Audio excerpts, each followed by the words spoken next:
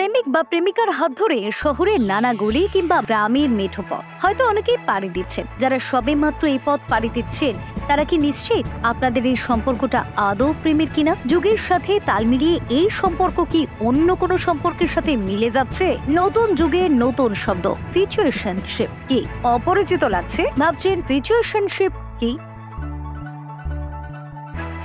বর্তমান জীবনযাত্রায় আমরা যে কোনো রোমান্টিক সম্পর্কে পরিণতি বা একে অপরের প্রতি দায়বদ্ধতা দেখে অভ্যস্ত, কিন্তু সিচুয়েশনশিপ বা দায়হীন সম্পর্ক হলো জটিল সম্পর্কের রসায়ন, যেখানে হৃদয় আদান প্রদানের ব্যাপার থাকলেও প্রতিশ্রুতি থাকে না। যখন ইচ্ছে সেখান থেকে বের হয়ে যেতে পারে দুজনের যে কেউ।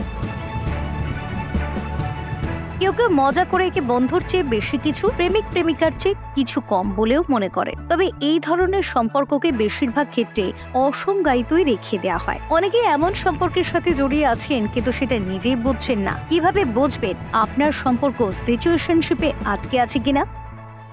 প্রেম নয়, বন্ধুত্বও নয়, কিন্তু বন্ধুর চেয়ে বেশি তবে প্রেমের চেয়ে কম। ভবিষ্যৎ নিয়ে তেমন একটা চিন্তা নেই, আজকের মুহূর্ত উপভোগী হচ্ছে বড় কথা। যা হবে দেখা যাবে ভেবে দিব্যি দিন কাটিয়ে দিচ্ছেন। দুজনের কারোরই নেই সম্পর্কটাকে প্রতিষ্ঠিত করার ইচ্ছা। তাহলে ধরে নিতে হবে আপনি সিচুয়েশনশিপে আছেন।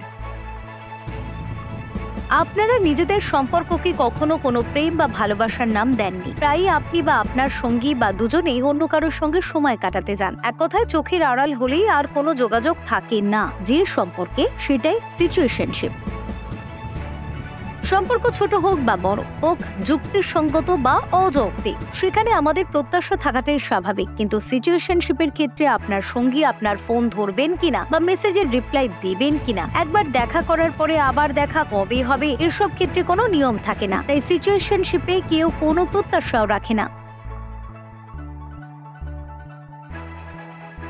নিয়মিত ও গভীর যোগাযোগ না থাকা সিচুয়েশনশিপের ক্ষেত্রে যোগাযোগ কখনো নির্দিষ্ট কোনো নিয়ম মানে না। সপ্তাহে কেউ ৩-৪ বার কথা বলতে পারেন, তেমনি কখনো আবার মাসের পর মাস যোগাযোগ নাও হতে পারে। একসঙ্গে একান্তের সময় কাটানোর পরেও যোগাযোগে গভীরতা থাকে না। বেশিরভাগ ক্ষেত্রেই যোগাযোগ হয় বিক্ষিপ্ত।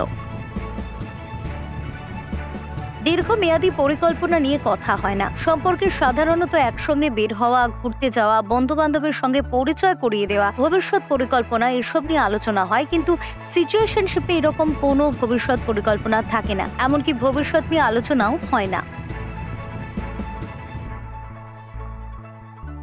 সম্পর্কটি সুবিধার উপর ভিত্তি করে গড়ে ওঠে। সঙ্গীরা একে অন্যের চাওয়াকে অগ্রাধিকার দেন না, সাধারণত নিজের সুবিধা অনুযায়ী পরিকল্পনা সাজান।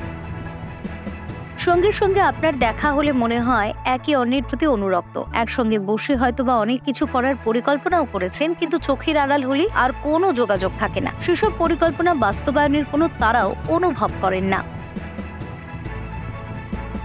সিচুয়েশনশিপ কারো কোনো ক্ষতি না করে ব্যক্তি স্বাধীনতা চর্চার ভালো একটি উদাহরণ। ব্যক্তি সবসময় কোনো রোমান্টিক সম্পর্কে নিজের পুরোটা দেওয়ার মতো অবস্থায় থাকে না। তাদের জন্য সিচুয়েশনশিপের মতো অস্থায়ী অনিশ্চিত সম্পর্ক বেশ কার্যকর হতে পারে। এখানে জড়িয়ে না পড়তে চাওয়া থেকে শুরু করে জড়িয়ে পড়ার মতো ঘটনা অদ্ভুত কিছু নয়। তবে সেক্ষেত্রে সিচুয়েশন সেই শিপকে কত দূরে নিয়ে যায়, নাকি মাঝ দরিয়ায় রেখে ডুব দেয়, সেটাই দেখার বিষয়। ব্যুরো রিপোর্ট, নবীন নিউজ।